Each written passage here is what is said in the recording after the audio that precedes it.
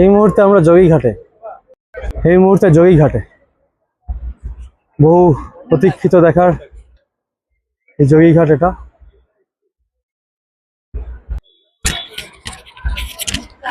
মামা কেমন লাগছে যোগীঘাট? আরে ফ্যান্টাস্টিক, দুর্দান্ত, বৃষ্টিটা তো দুর্দান্ত। তারপরে পাহাড় ঘেরা শিটং, খুব সুন্দর, অপূর্ব জায়গা, ওয়েদারও খুব সুন্দর। আর আমাকে তো হিরো সবসময় লাগে, ফাটাফাটি। আমরা দুজনই হিরো। হ্যাঁ, আমরা দুজনই হিরো। আমি তো ফাটাফাটি হিরো। বয়স হলো কি হবে, সালা ফাটাফাটি হিরো আমি। বয়স খালি নাম্বার। হ্যাঁ, বয়স হয়ে নাম। দারুণ জায়গা, বেশ সুন্দর, দারুণ লাগছে এখানে। আমরা নিচটা যাই, থেকে দেখে আসি। এই মুহূর্তে যোগীঘাট দেখুন, দুর্ধর্ষ এই ভিউ, অসাধারণ। শিটং লাস্ট মোমেন্টে ধামাকা দিচ্ছে, অসাধারণ এই যোগীঘাট।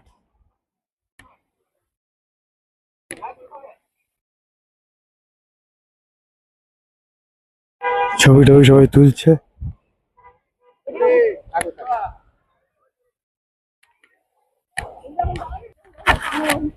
আমি না জাস্ট ছিটকে গেছি। এরপর আমরা মংপু যাবো এখান থেকে। সেই মংপু শুনছি আরো নাকি খুব সুন্দর। ঠিক আছে, এক করে আমরা সবটা দেখছি, সবটা দেখাচ্ছি আপনাদের, আপনারা সঙ্গে থাকুন। আমরা এই মুহূর্তে মংপু, এই রবীন্দ্র ভবন, রবীন্দ্রনাথ ঠাকুরের বাড়ি, বড় বুদ্ধ আছে, কুন্দন আছে। কিছু বলবে তুমি? এসে খুব ভালো লাগছে, প্রথমবার রবীন্দ্রনাথ ঠাকুরের বাড়িটা দেখতে এসেছি, তো দেখে জানাবো কিরকম আর লাগে। এই যে শিটং এ ঘুরলে কেমন লাগলো? ভাল লাগছে, এখনো অবধি 2 দিন ধরে খুব ভালো লাগছে ঘুরে। আরো কয়েকদিন ভালো মতন ঘুরলে ভাল লাগবে। আচ্ছা, সুন্দর। এখানে জ্যাম হয়ে গেছিল খুব, তার জন্য একটু দেরি হলো। আমাদের একটা গাড়ি, ওইখানে একটা গাড়ি আছে।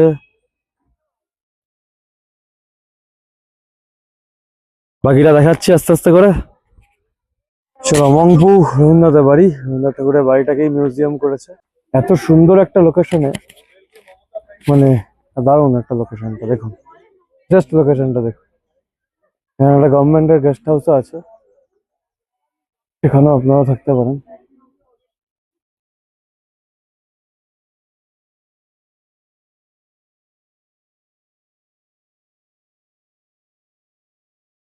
খুব সুন্দর লাগছে।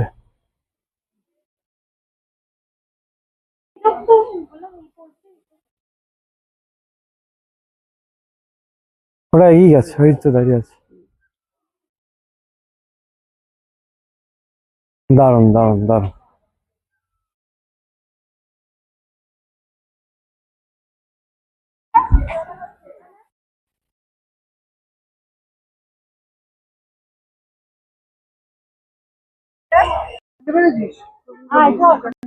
বেরোলাম মংপু দেখে, রবীন্দ্রনাথের বাড়ি দেখে বক্তব্য নেব। কেমন লাগলো গুড্ডু?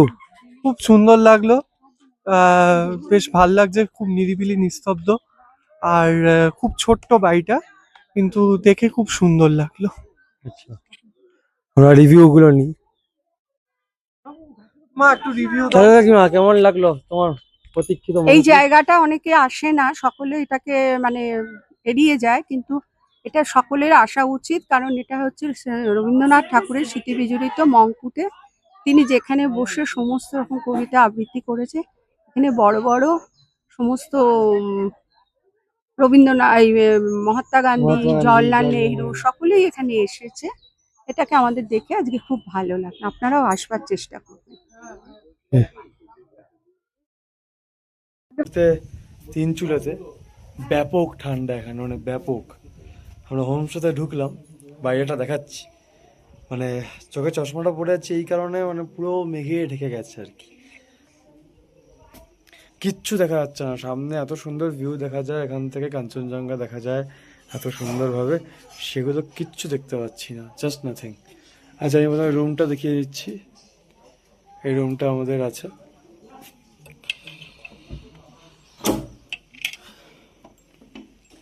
দুটো বেড আছে এখানে, কুইন সাইজ বেড বলা যেতে পারে। একটু চাপাচাপি করলে দুজন মিলে আরামসে হয়ে যাবে। একটা ডাস্টবিন আছে। ওয়াশরুমটা বেশ সুন্দর, বেশ বড়, বেশ সাজানো গোছানো ওয়াশরুম। ওয়েস্টার্ন কামার আছে, ওদিকে গিজার আছে, ওদিকে বেসিন আছে, প্রসাধনের জন্য আয়না আছে, বেশ সুন্দর ওয়াশরুম।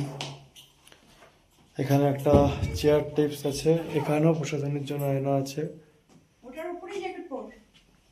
এদিকে পিছন দিকটা আরো সুন্দর, এই জানলা দিয়ে ভিউ আসছে। একটা গার্ডেন টিপস আছে,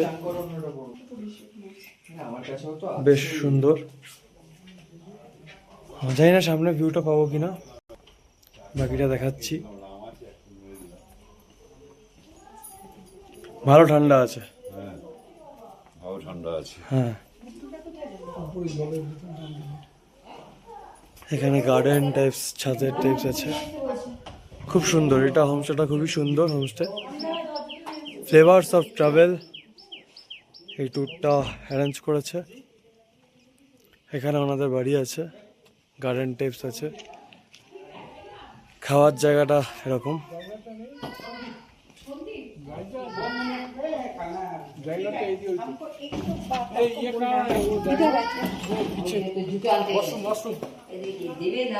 ভালো আছে।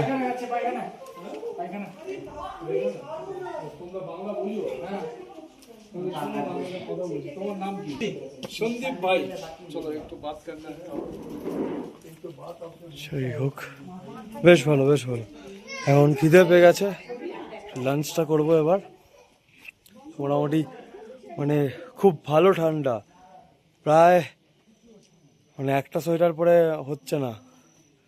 আর জানি না সামনেটা কখন দেখ, সামনে এত সুন্দর ভিউ আছে কিন্তু পুরো মেঘে কুয়াশায় ভরে গেছে, কখন দেখতে পাবো জানি না। আজকে সকাল থেকেই একটু ওয়েদারটা বিগড়ে ছিল, যোগীঘাট থেকে বেরোনোর পর থেকেই মুষলধারে বৃষ্টি। আশা করি ঠিকঠাক হয়ে যাবে, দেখা যাক।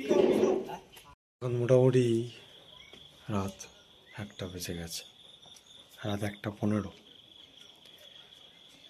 এই মুহূর্তে ব্যালকনিতে দাঁড়িয়ে আছি হোমস্টের। 12টা অবধিও পুরোটা কুয়াশায় ঢাকা ছিল। এখন কিছু দূরে লাইট টাইট দেখা যাচ্ছে, কিছু ক্লিয়ার হয়েছে আশা করছি সকালবেলা ভিউজটা পাবো আর আপনাদের দেখাতে পারবো, দেখা যাক। Good morning. এখনও সবে চান করে উঠেছি, চুলটা বাচ্চানো হয়নি, কিন্তু এখন প্রায় 9টা বাজে। এই বাইরে আমি যেটা দেখছি ব্যালকনি দিয়ে, সেটা দেখে নিজেকে আটকে রাখা গেল না। দেখুন একবার,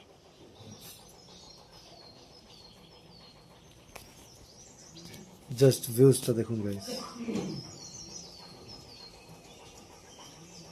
অসাধারণ অসাধারণ লাগছে। ওয়েদারটা ক্লিয়ার হচ্ছে আস্তে আস্তে।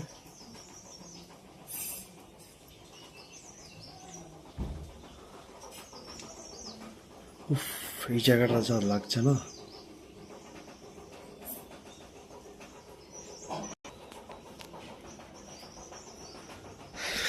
কিছুক্ষণ পরই চেক আউট, 10টা সাড়ে 10টায়। তিন চুলেতে ভেবেছিলাম ভিউজ আর পাবো না, কিন্তু লাস্ট মুহূর্তে যেটা পেয়েছি সেটা এনাফ ইজ এনাফ। দারুণ দারুণ, উফ, দুর্ধর্ষ লাগছে।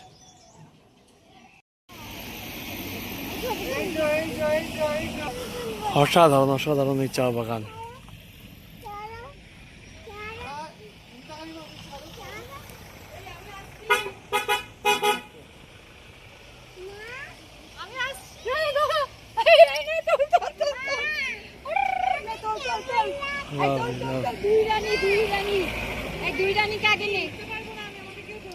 দাঁড়া, এই গাছে গাছে শুতে নে। গুম্বাদালা ভিউ, এই মুহূর্তে গুম্বাদালা ভিউ পয়েন্টে, কিন্তু পাহাড়ে দুর্ভাগ্য কাঞ্চনজঙ্ঘাটা দেখা যাচ্ছে না, পুরো কুয়াশায় ঢেকে আছে।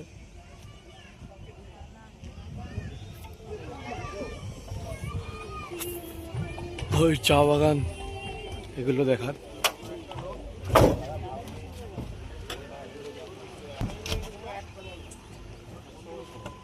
আর দেখা গেলে ভালো লাগতো।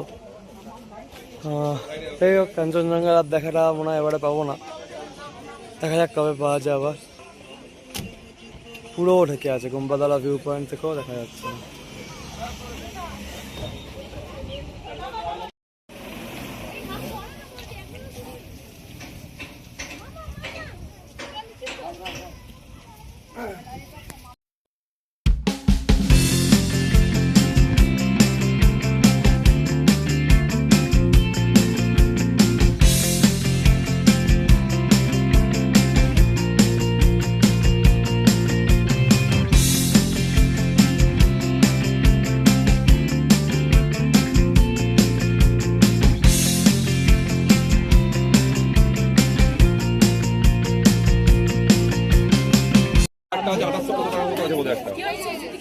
আমরা এই মুহূর্তে লামাহাটার এই পাইন ফরেস্ট, চলো এগোচ্ছি, দেখাচ্ছি সবটা।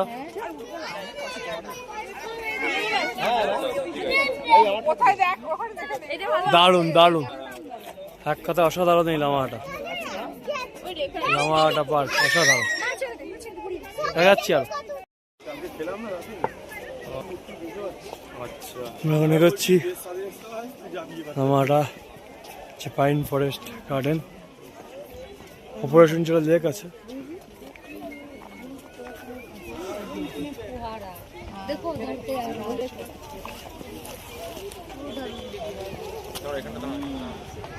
দারুণ, অনেকটা বড়, অনেক।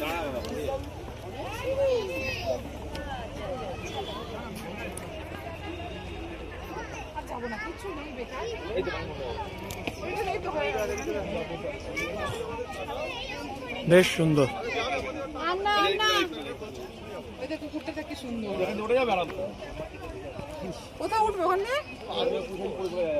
বেশ সুন্দর, বেশ অনেকটাই উঁচু।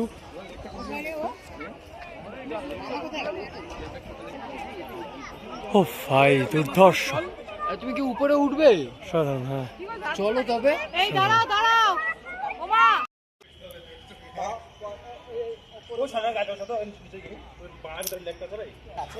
অনেকটাই উপরে উঠেছি, রীতিমতো হাঁপিয়ে গেছি, অনেকটা উপর। লেক অব্দি যেতে পারবো না, দেখছি। মোটামুটি যাদেরকে জিজ্ঞেস করছি তাই বলছে যে লেক পায়নি তারা, কেউ কেউ বলছে একদম ওদিকে লেক, ওই দিক পার করে যেতে হবে। মোটামুটি নিচ থেকে এতটা উঠেছি, মানে আমার অন্তত দম শেষ। আমার ভাগ্নে অনেকটাই ওপরে গেছে, ঠিক আছে। মানে ভাই, আমি দারিংবাড়িতেও দেখেছিলাম একটি পাইন ফরেস্ট ছিল, সেটা তো ম্যানমেড পাইন ফরেস্ট, মানে খুব একটা অরিজিনালভাবে ছিল না, কিন্তু এটা পুরোটাই লামাহাটাটা দেখছি একদমভাবে অরিজিনাল, মানে নেচারের ক্রিয়েট যাকে বলে। কিন্তু এর যা হাইট, মানে সত্যি খুব চাপের ব্যাপার। মানে রীতিমতো এই যেখানটা যাচ্ছি এখানটাতেও অক্সিজেনের তাপমাত্রা কিছুটা কম, তাপমাত্রা বলছে, অক্সিজেনের লেভেল কিছুটা কম আছে। হচ্ছে আরো আর কি,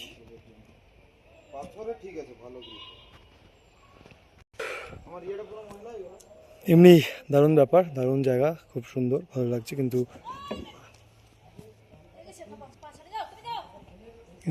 এরকম লোকজন পড়ে যাচ্ছে, উনি পড়ে গেছেন পা পিছলে। একই বর্ষাকাল, তার উপর পুরোটা আর কি কাদা ঠাদা হয়ে আছে, এতে আরও উঠতে নামতে সকলের অসুবিধা হচ্ছে। যারা এই সময় লামাহাটা আসবেন তারা নিশ্চয়ই একটু খেয়াল রেখে দেখে আসবেন, দরকার হলে কোনো লাঠি ঠাঠি নিয়ে আসবেন, কারণ অনেকটা উঁচু। আর এই বর্ষার সময় তো এখানটা এতটা উঁচু যে আমি বলবো এতটা উঁচুতে না ওঠাই ভালো বর্ষার সময়, কারণ তো এখন কাদা সাদা হয়ে আছে, তার ফলে পা পিছলে যাচ্ছে। দেখা হচ্ছে পরে।